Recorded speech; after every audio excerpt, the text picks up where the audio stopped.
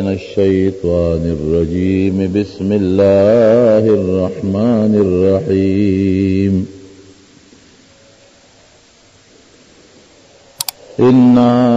يا أيها النبي إنا أرسلناك شاهدا ومبشرا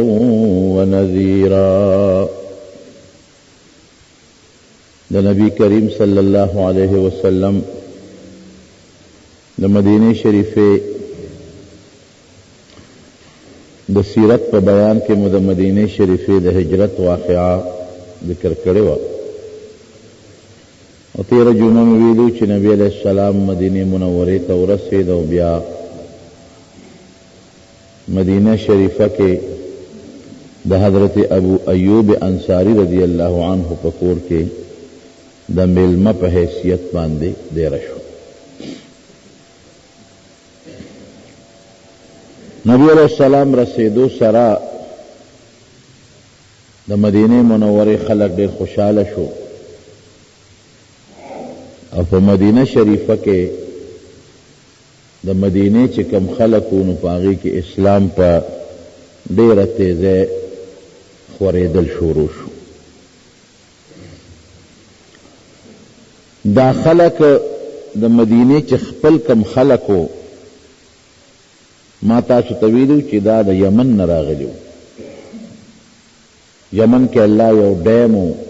د اوبو هغه اوښلو په هغه خلکو یو لوی سیلاب راغی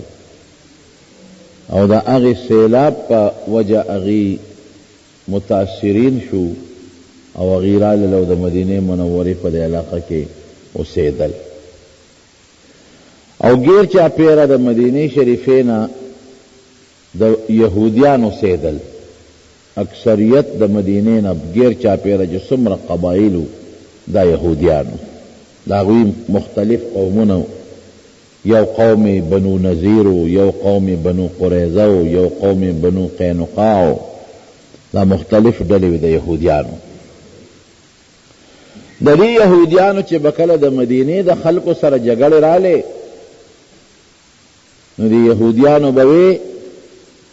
وی دا آخر زمانه پیغمبر برازی که خیری او مونږ به د هغه ملګري یو او هغه له به خدای غلبه ورکوي او تاسو به ختمو. د مدینې د انصارو ته به وی وکانو من قبل یستفتحون علی الذین کفروا فلما جاءهم ما عرفوا کفروا به. قرآن شریف کې الله فرمایي چې د نبی علیہ السلام د راتلو نه مخکې به دا خبرې کولې او د نبی آخر الزمان صفتونه به خلکو ته بیانول چې د هغه به داسې صفت دا صفت به او هغه له به غلبی او موږ به ملګري یو. خبره لوړې شوه دغه یهودیان دا د پیغمبر علیه السلام نه وروسته پاتې شو د مدینې خلک ورسره خدای ملګري کړل. نو چې څنګه نبی علیه السلام راورسېد نو یهودیانو یو میټینګ وکړو. د دوی لوی دارالعلوم مونږ چې ورته دارالعلوم وایو یا مونږ ورته مدرسه وایو دی به ورته بیت المدراس وی. دی په هغې کې یو میټینګ وکړ ځکه پیغمبر علیه السلام یې ولیده د هغه د صفتونو نه خبر شو او په دې بیت المدراس کې د دوی لوی لوی د یهودیانو عالمان او مشران ناستو. په دې خبره میټینګ و چې د پیغمبر علیه السلام متعلق چې دی واقعي هغه نبي آخر الزمان دی او که نه دی. چې کوم لوی عالمان هغې وی داسې کار دی چې دا هم هغه د آخر زمانې پیغمبر دی. مونږ سره چې زمونږ په کتابونو کې د آخر زمانې د پیغمبر کوم صفتونه لیکلي دي نا ټول په ده کې شته. راځئ چې غونډې ملګري شو او په ده باندې ایمان راوړو. لیکن کم چې د قوم مشرانو د مولیانو او د راهبانو د هغوی د هغه مذهبي مشرانو خدا رهوه چې ټول به مسلمانان شو ملګري به شو، خو چې کمې د قوم مشرانو هغې وی چې دا خو زمونږ نه مشري ځي، مونږ خو د هر یو قوم خپل خپل مشران یو او که مونږ د دې پیغمبر تابع شو نو زمونږ لړه مشري ختمه شوه، مشري خو بیا خوا منتقل شوه. نو هغې انتشار وکړو وی نه ګورې پام کوئ د دې میټینګ دا خبرې چې د دې دروازې نه بار د نه ونه ځي، بیا به خلک خبر شي چې دا واقعي نبی آخر الزمان دی، ګوره ټول به مسلمانان شي. یاسر ابن اخطب دا حویی ابن اخطب رورو. حویی ابن اخطب دا یهودیانو دا یو قبیله لوی مشرو. اغا یاسر ابن اخطب چې څنګه راغی او د پیغمبر علیه السلام سره خبرې اترې وکړې او د نبی علیه السلام شکل مبارک یې ولید نو پوه شو. پیغمبر علیه السلام ورته وایي یاسره ستا په کتابونو کې چې د آخر زمانې د پیغمبر کوم صفتونه دي رښتیا ووایه په ما کې شته او که نه شته؟ وی او شته. وی بیا ولې زما ملګری کېږي نه؟ ایمان ولې نه راوړې؟ وی لږ ما ته صبر وکړه د خپل قوم سره مشوره کوم. دې لال خپل قوم یې راغونډ کو او دا مشر ورور چې حویی ابن اخطب دا د قوم مشر و. هغه وی پام کوه ګورې یاسره که ته د ملګری شوې قوم ټول د ملګري کېږي زموږ حیثیت ختم شو. پام کوه ګوره ایبنک. یو بل یهودی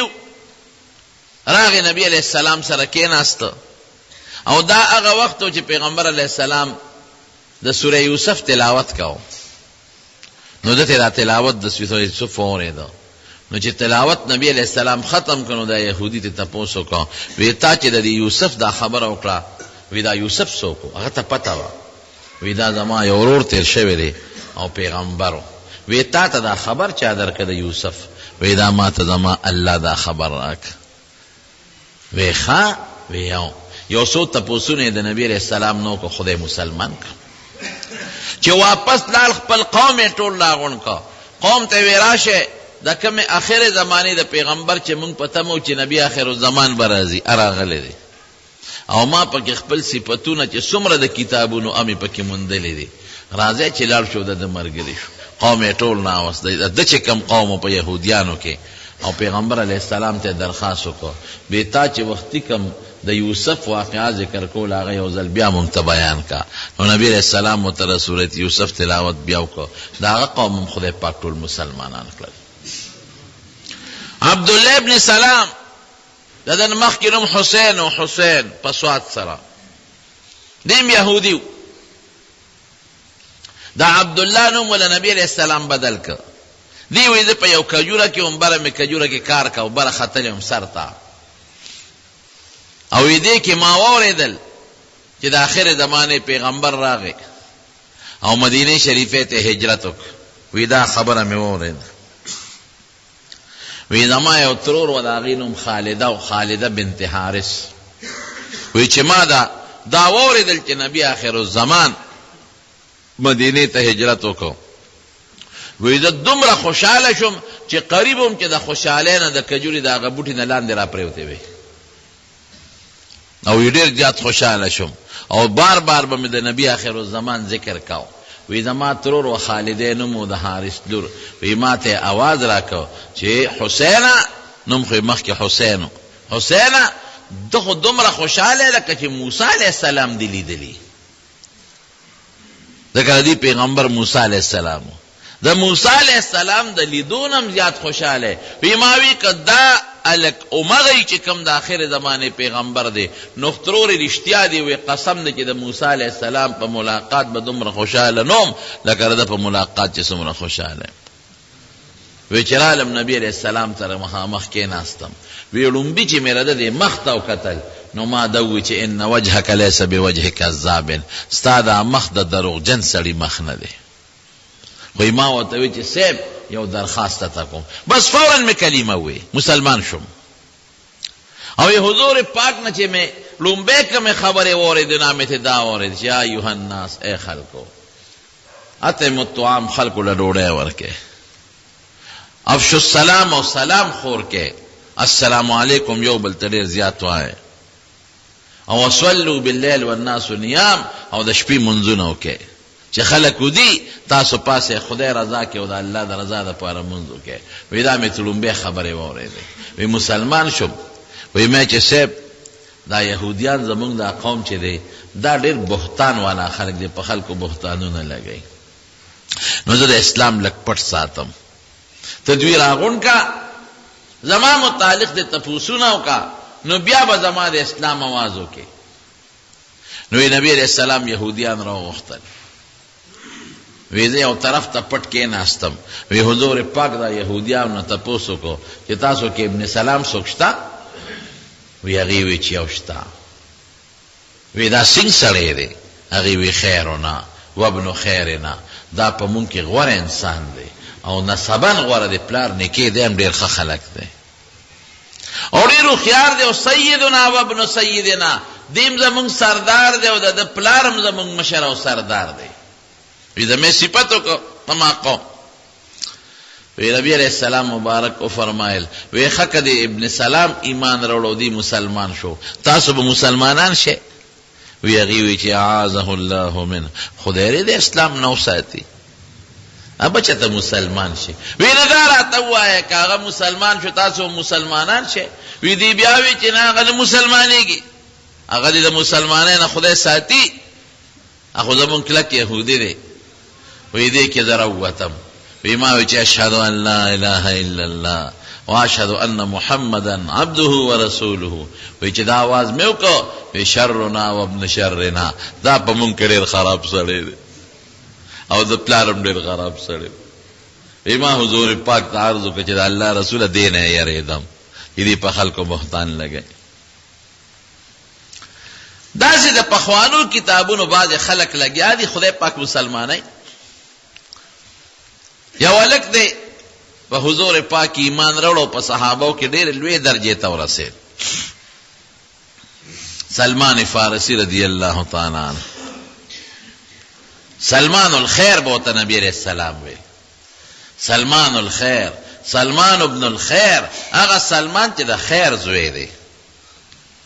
د خیر نه پیدا دی او سلمان ابن سلام به ورته وی سلمان ابن اسلام به ورته وی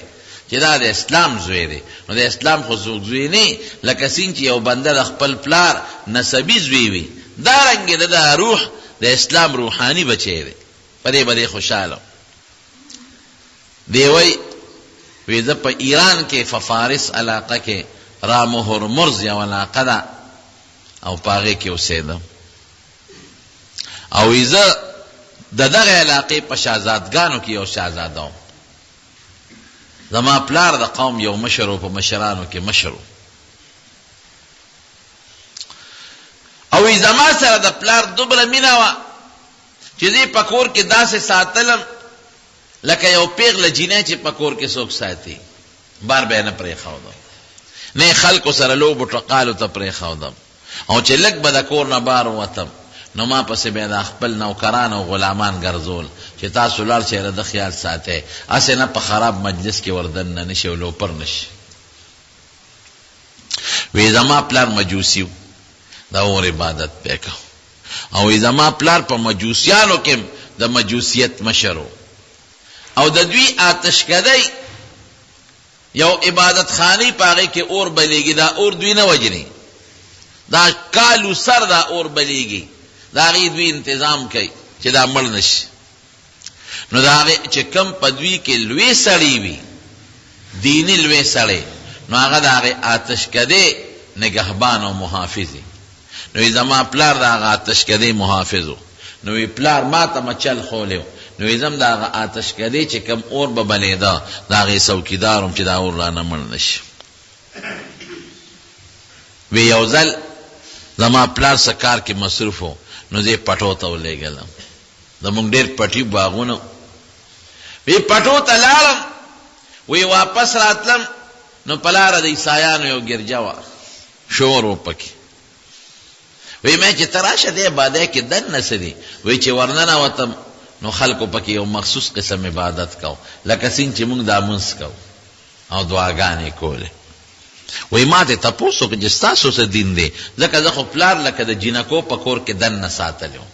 بار به وتم خو نوکران به یې راپسې ګرځول او ما سره داسې نیازبینې ساتلی وم نو زه د بار دنیا نه وم خبر ما ته تپوس وکړه چې ستاسو دا څنګه عبادت کوئ ستاسو دین څه دی وی ما ته وی چې زمونږ دین عیسایت دی مونږ د عیسی علیه السلام تابعدار یو زمونږ پیغمبر دی او په هغه زمونږ ایمان دی وی مې چې زه خو مونږ خو د اور عبادت کوو زما پلار د اور چې کم عبادت خانه را تشکده د هغې مشر دی او د هغه نه پس زه د هغې نګهباني کوم وی چې ګوره خدای له شریک نشته اور خو د خدای مخلوق دی د اور ولې عبادت کوئ د الله ولې عبادت نه کوئ وی د هغې عیسایانو خبرو را باندې اثر وکړه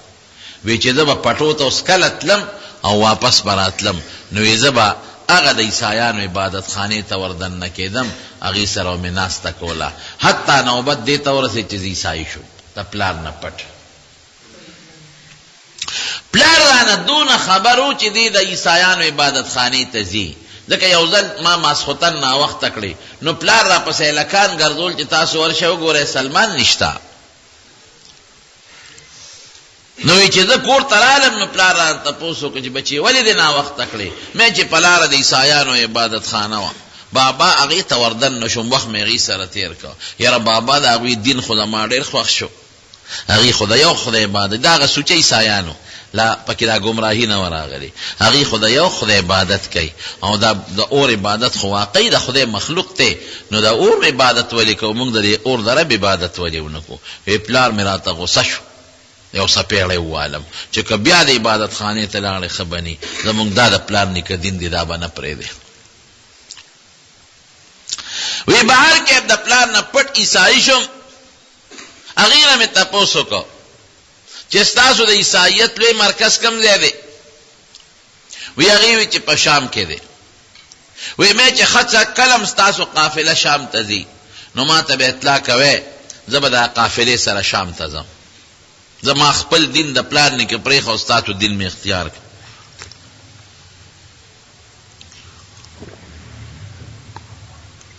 الحمدلله وی پلار را باندې شکی شو د خپونه په بیړو تړله چې دا زوی مې ونه تښتي خیر وی د هغې قافله چې کله شام ته تله نو یې ما ته اطلاع وکړه ما په څه طریقه باندې هغه بیړی زنځیرونه ځان نه لر کړل او زه هغه عبادت خانې ته لاړم او هغه قافلې سره شام ته ورسېدم وی زه د مور پلار ډېر نیازبین زوی وم او د فارس د دغه علاقې را هرمز علاقې په دغه کې مالدارو خلکو کې د یو مالدار سړي زوی وم ډېر نیازبین ژوند مې تېر کړی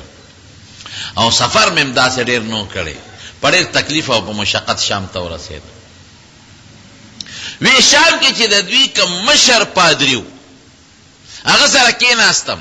او ما ورته قصه وکړه چې زه مجوسي وم او زه عیسایي شم او زه به ستا خدمت کوم ما ته د خپل دین ښایه وی ډېره ښه وی د هغې پادري خدمت به مې کو پوره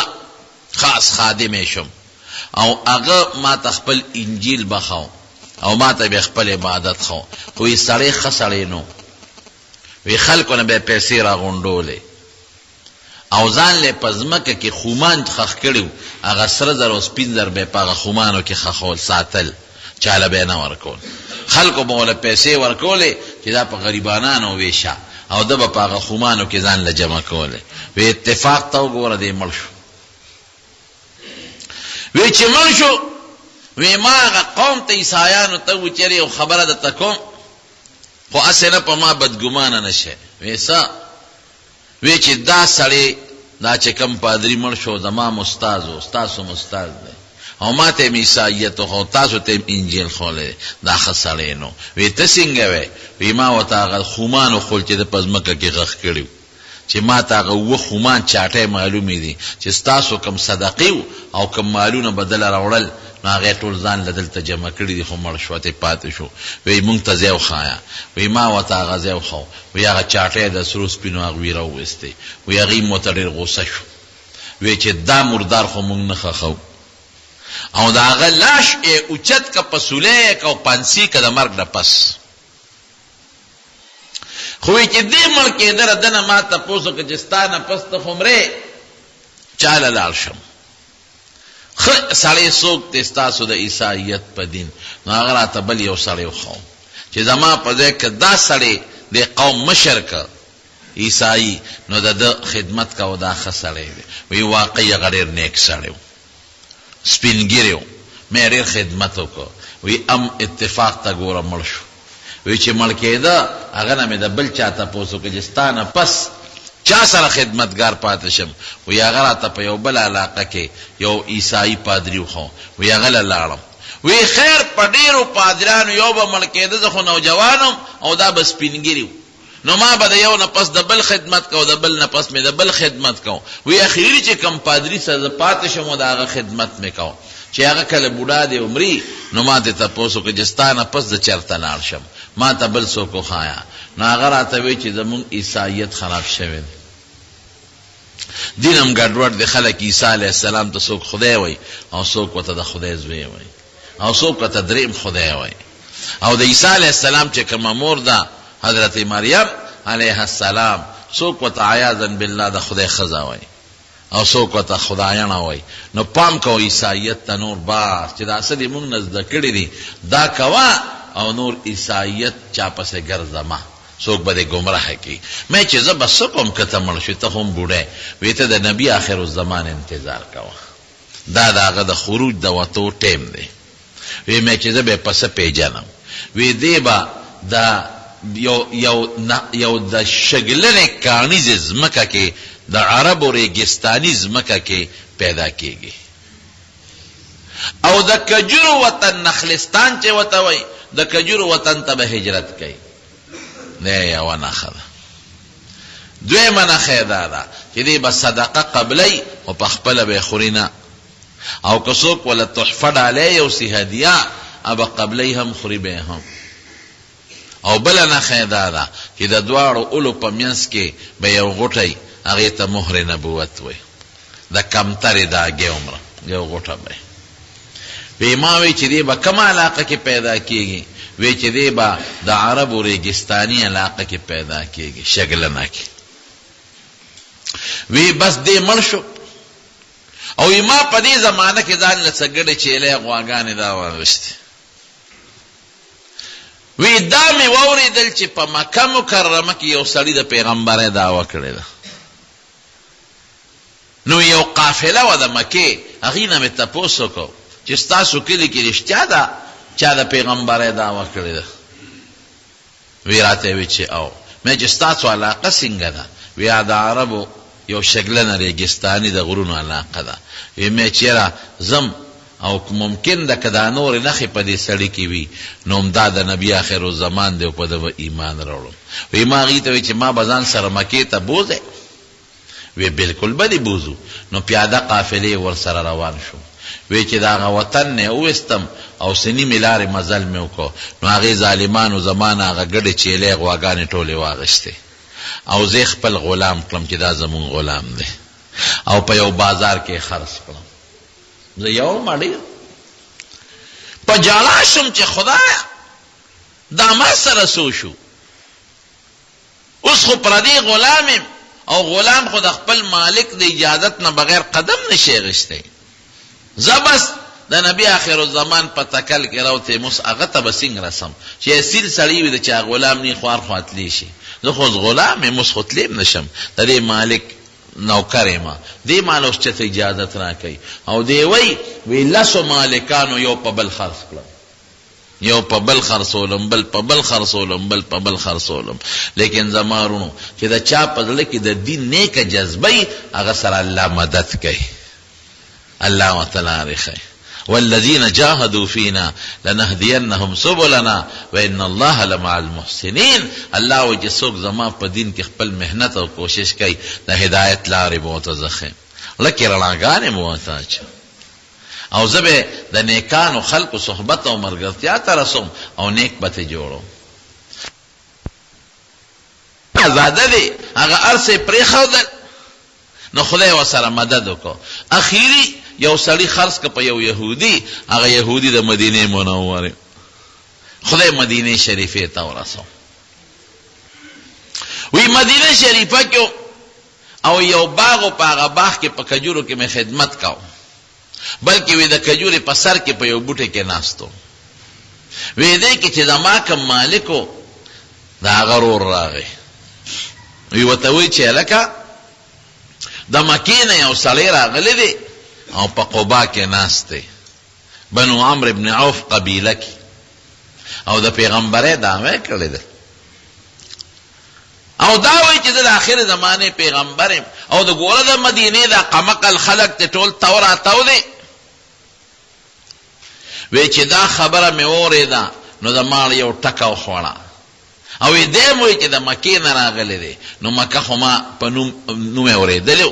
چې دا یو ریګستاني علاقه ده دا شګلنه ده او مکه خو هغه کلی دی چې هغه قافلې کې زه ورپسې تلم او مانه غلام جوړ شو یاره دا یو نښه خو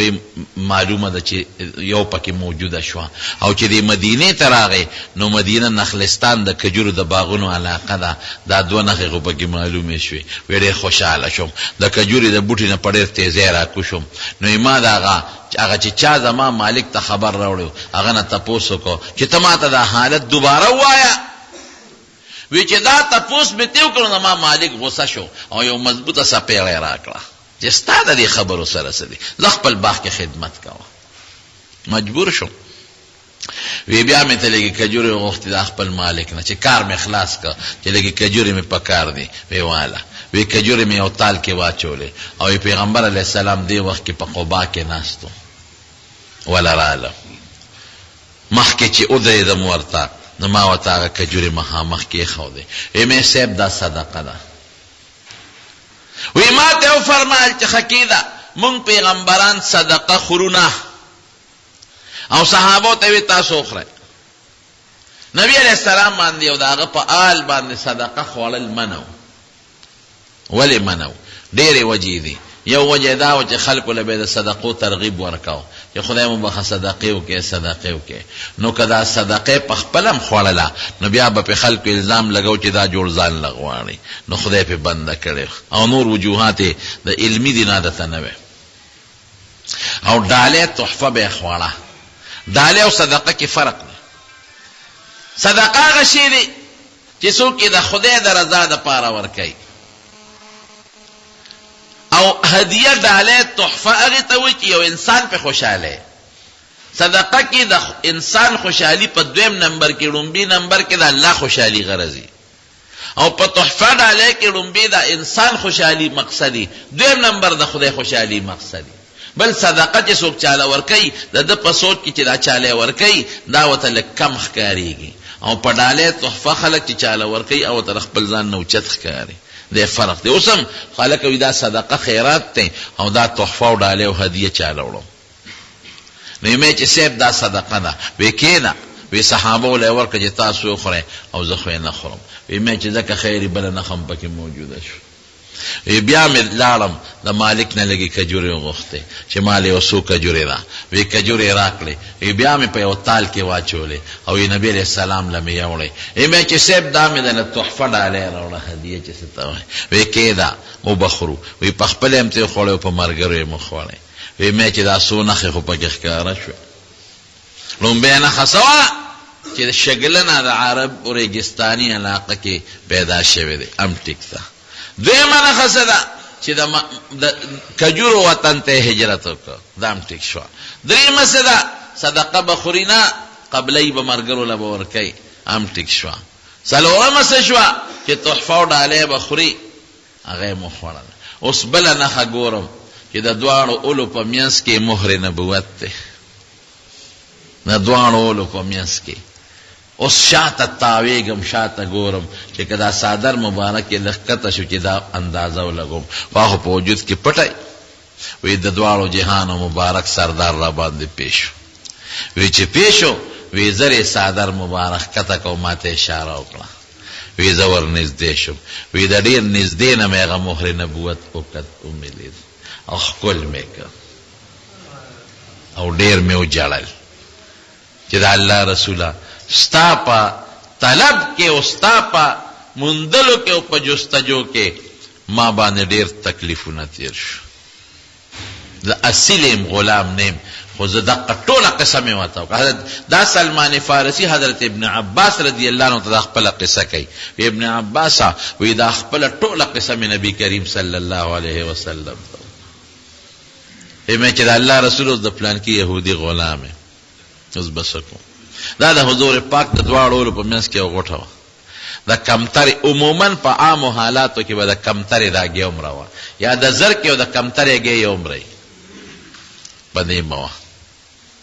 او کله کله به پې نښه لیکل هم ښکاره شو دا یو معجزه وه د حضور پاک کله او پیلی کلم ښکاره شو. جلال الدین سیوطي رحمت الله علیه په خصائص کبرا کې لیکلی دی دا لیکل به په کله ښکاره چې سر انت المنصور چې ته کم ځای ګرځې نو ګرځه تا سره به د الله د طرف نه مددي الله به دې مدد کوي. دا یو مهر ټاپه ورته خدای په شان مبارکه لګولې. وی مې چې صاحب اوس خو د فلانکي یهودي غلام یم. وی نبی علیہ السلام فرمایل فکر مه کوه الله به دې عزت کړي. ورشه د خپل مولا سره دې بدل کتابت وکړه مکاتبه ورته وایي. د دې به دا طریقه و چې غلام به نو خپل مالک ته به وایي چې ما آزاد کا. هغه به نه دی آزادوم. وی ښه پیسې را باندې کېده چې څومره پیسې ږدې هغه دله پیدا کړم ما به آزاد کړې. نو دې ته به یې مکاتبه وي. لاړ شه د خپل مالک سره دې پیسې پکې در باندې کېدي چې پیسې به دله مونږ برابر کړو تا به آزاد کړي. وی لاړم خپل مولا له. وی مې چې ما آزاد کوي چې نه دی آزادو. وی مې چې ښه نو پیسې را باندې کېده پیسې به دله پوره کړم نو ما به آزاد کړي. وی چې ډېره ښه ده څه در را باندې ږدې. وی چې یو به راله د 300 کجورو باغ کرې د 300 کجورو او هغه 300 کجوري چې کله میوه وکړي هله به د ازادو کجوره د کله زر میوه وکړي او بل به راله 40 او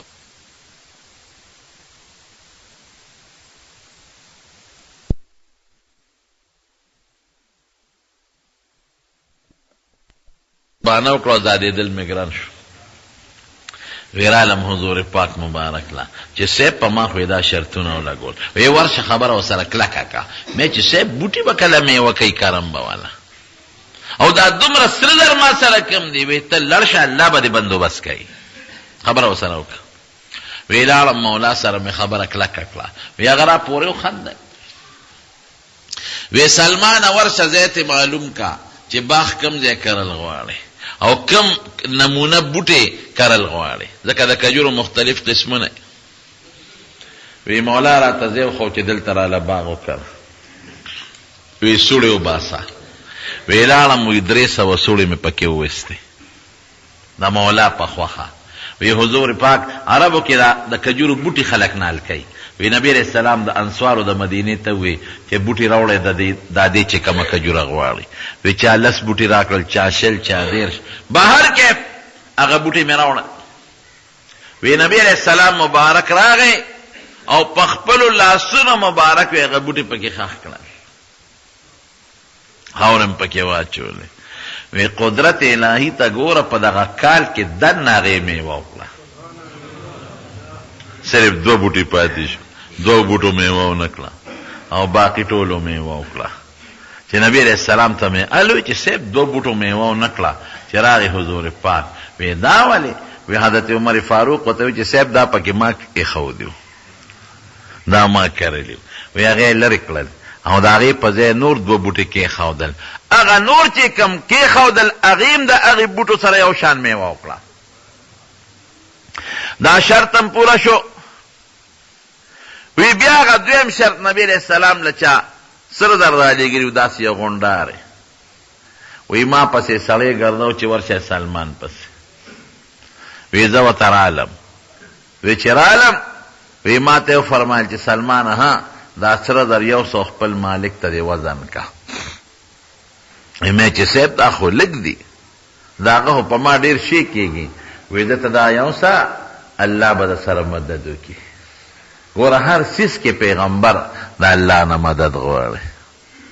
او دا د مسلمان نښم ده. ګورې هر کار کې به د الله نه مدد غواړي. دا چې موږ د هر کار په سر کې وایو چې بسم الله الرحمن الرحیم دا د الله نه مدد غوښتل دی چې هغه الله چې نهایت مهربان او ډېر زیات رحم کوونکی دی دا هغې الله په نوم مدد غواړم. هر کار کې د الله نه مدد غواړي.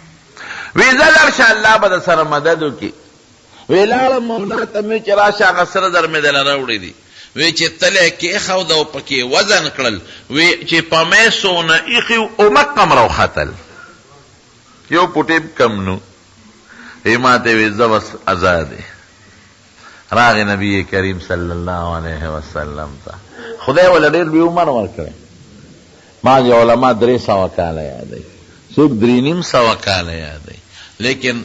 علما لیکي چې تحقیق حافظ ابن حجر لیکلی دی رحمت الله علیه وی دا خبر په تحقیق ثابته ده چې 250 کاله عمر په خامخا 250 نه زیاتو خو لیکن 250 نه کم نو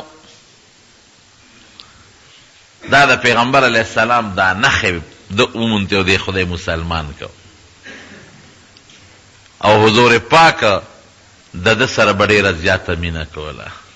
د لقب ورکه د سلمان الخیر چې سلمان بس خیر او خیر دی او سلمان ابن سلام ابن اسلام د اسلام زوی دی نو اسلام خو د چا پلار نی خو څه مطلب چې دا ظاهري پلار د انسان د وجود سبب دی نو دا پلار د انسان دا ظاهري نو دا اسلام د روح سبب شو کنه د دین سبب شو نو دا په دې فخر کو چې مات چا بوته ته سوکې د بوته سلمان الخیر د سلمان ابن اسلام په دې بده فخر کو او یو موقع کې نبی علیہ السلام د صحابه کرام نو پټي غوندي خپه شوی نو وی فرمایل و ان تتولوا يستبدل قوما غيركم ثم لا يكونوا امثالكم وی ګورې که تاسو ما ته شاکړه نو خدای بس تاسو په ځای یو بل قوم تاسو په ځای راولي تاسو به خدای هلاکی ختم بم کی تاسو په ځای به یو بل قوم راشي او لا يكونوا امثالكم تاسو په شان بني تاسو نه بهتر بي نو صحابه زر د نبی علیہ السلام نه تاسو کو ویسه هغه بل قوم چې خدای زمونږ په ځای راولي او زمونږ نو بهتري ابسو کی نو حضور پاک د سلمان فارسی پلاس شاکه پلاشالاس کې خو وی دیو د قوم بي او یو موقع کې فرمایلی وی کچرته دا دین سوریا استوري ته ورسیږي لو کان الدین بالسوریا لناله رجال من فارس وی که دا دین د سوریا استوري ته ورسیږي نو د فارس خلک به راکوس کی او غزوه خندق چې کله نبی علیہ السلام ته پیښ شو چې د مکه لس زره خلک راغله په مدینه حمله وکړه نو صحابه سره ظاهري طاقت نو دوله د خندق مشوره ورکړې و چې تاسو یو خندق وکنه نو نبی علیہ السلام د په مشوره خندق وکنیس نو خدای د مدینه او د منی خلکو حفاظت وکړه داسې بعضې دور خلکو هغه خدای پاک مسلمانان کړل یو یهودي راغی نبی کریم صلی الله علیه وسلم ته کېناست حضور پاک ته تپوس وکړو وی اے یهودي وی ستا د په الله په ذات قسمي رښتیا ووایه چې د پیغمبر رښتونی موکنې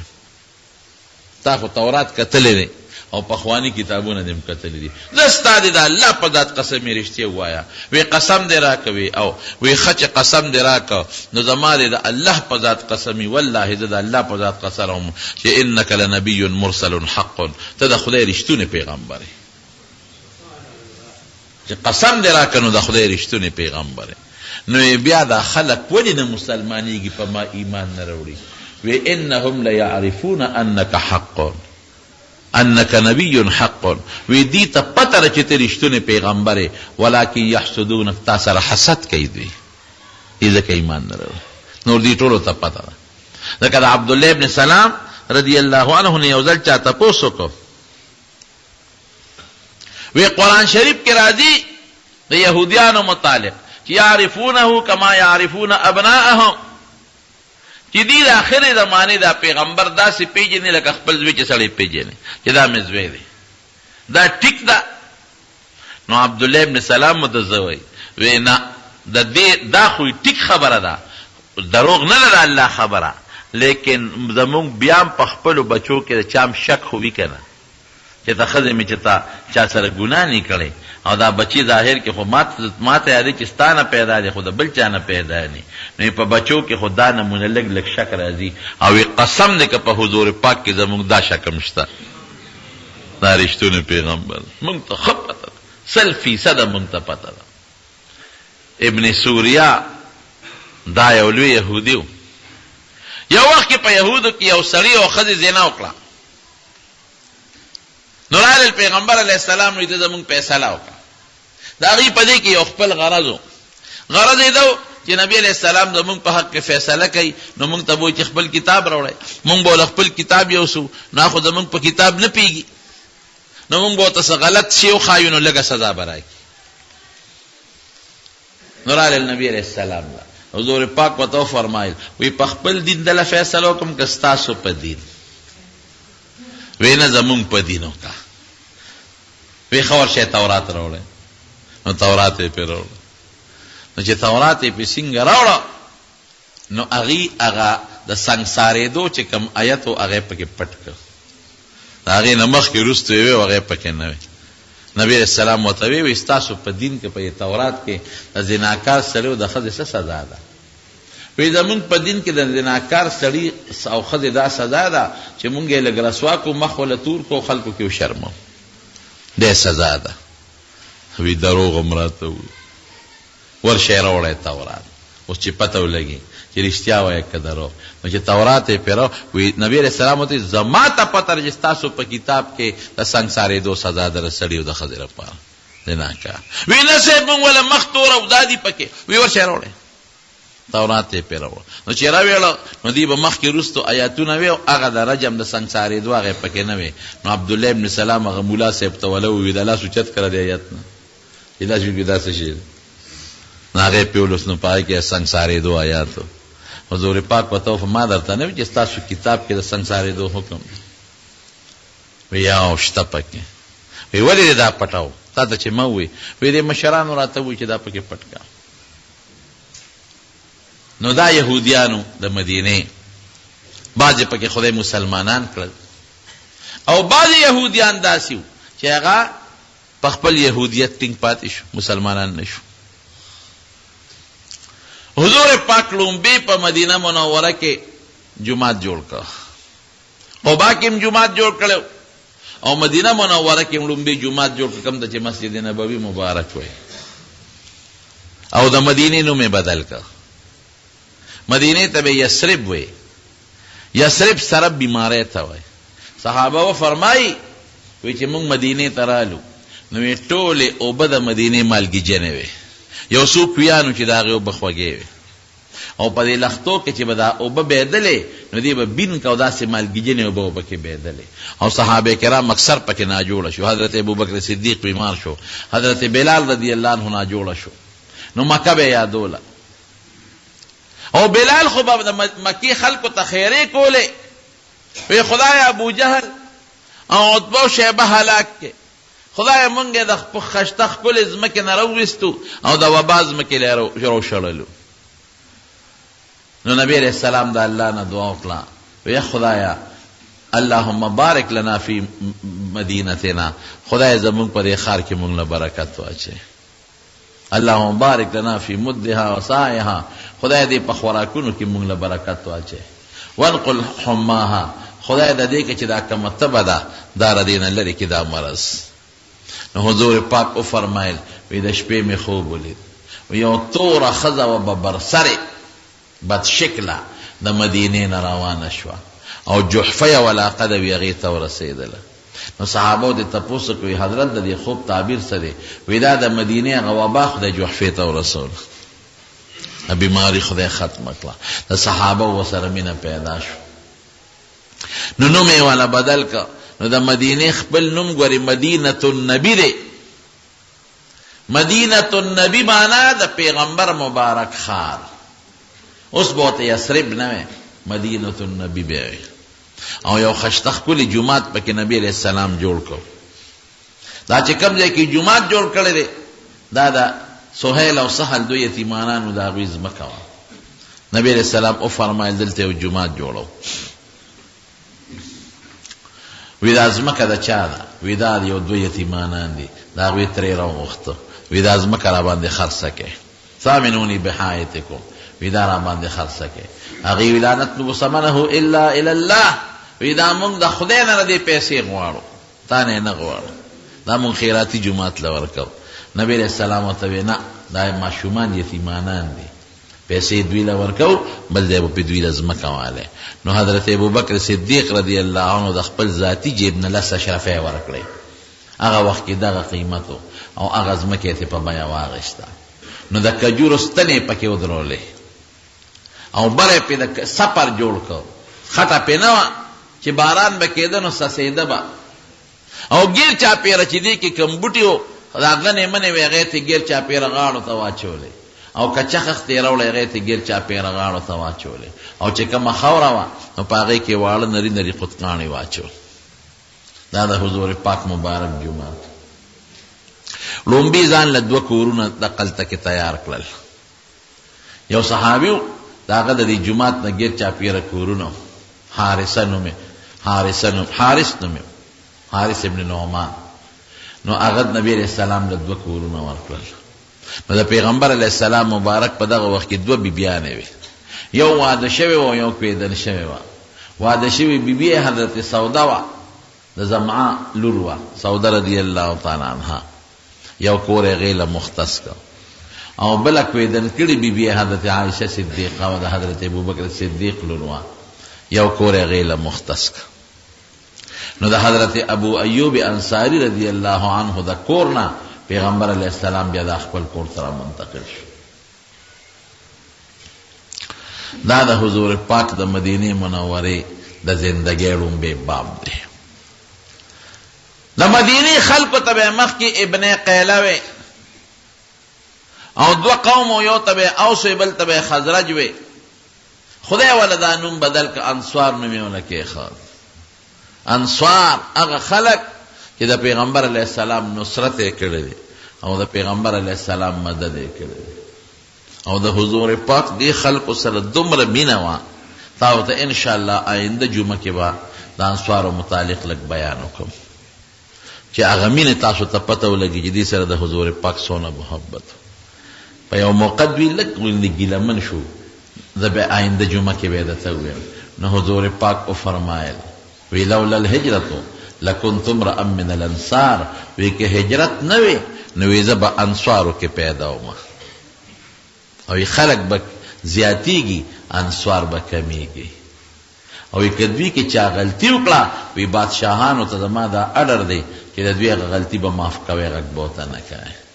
او که دوی څه ښه کار کوي نو هغې وله ښکلی اجر ورکوئ دا انصار د مدینې منورې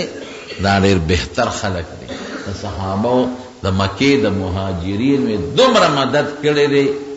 چې انشاءالله آینده جمعه کې که الله مقرره کړه نو زه به تاسو ته بیان وکړم چې دوی څومره مدد کړی